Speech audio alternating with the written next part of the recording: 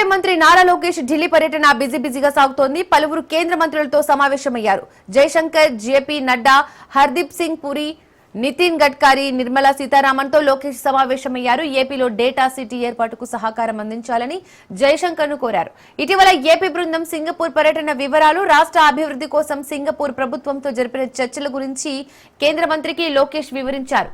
JP నడ్డాతో సమావేశమైన రాష్ట్రంలో urea సమస్యను పరిష్కరించాలని విజ్ఞప్తి చేశారు. ఈ నెల 21 నాటికి ఈ సమస్యను పరిష్కరిస్తామని ఆయనకు నడ్డా హామీ ఇచ్చారు. కేంద్ర పెట్రోలియం శాఖ మంత్రి హర్దీప్ సింగ్ పూరిని కూడా మంత్రి లోకేష్ కలిశారు.